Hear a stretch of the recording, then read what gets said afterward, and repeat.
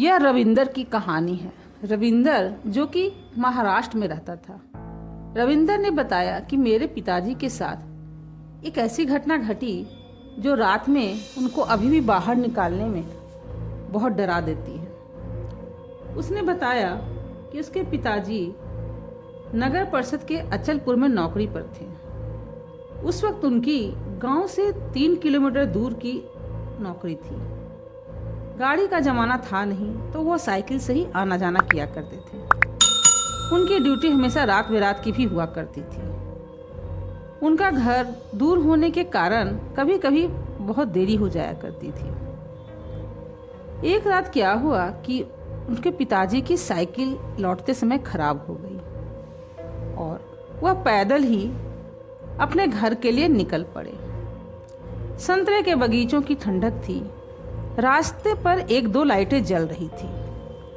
बहुत देर के चलने के बाद थोड़ी देर के बाद वो नाके तक पहुंचे और नाके से 20-30 मीटर की अंतर पर उन्हें एक बस दिखाई दी। वो बस वहां नाके पर आकर रुकी और उस बस के ड्राइवर ने कंडक्टर को नीचे उतरकर देखने को कहा कि देखो कि नाका आया है कि नहीं। उसके पिताजी को यह देखकर सुकून मिला कि चलो कोई एक बस तो मिली, परंतु उन्होंने देखा बस स्टॉप से कोई भी आदमी बाहर निकलकर नहीं आया। तो वह अंदर के लोगों को जाकर देखने गया कि आदमी क्यों नहीं बाहर आ रहा है, बस तो आ चुकी है। वह स्टॉप के अंदर गए तो उन्होंने देखा कि एक अंदर आदमी बड़ी गहरी नींद में सो रहा था। रविंदर के पिताजी ने उसको उठाया और बोला, अरे बाहर गाड़ी आ चुकी है और तुम अंदर आराम से सो रहे हो। वह आदमी एक बार तो चौंक कर बोला कि मैंने तो कोई भी आवाज नहीं सुनी।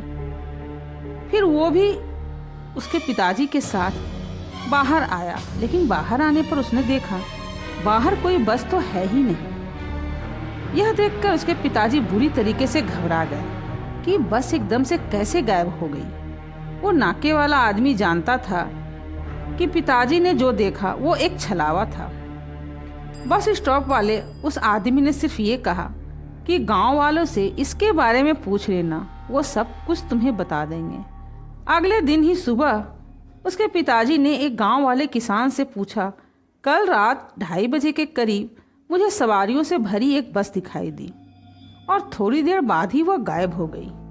तो उस गांव वाले ने बताया कि आज से करीब 5 साल पहले इसी स्थान पर एक भयंकर बस दुर्घटना हुई थी, जिसमें ड्राइवर, कंडक्टर समेत 20-30 यात्री जलकर मर गए थे।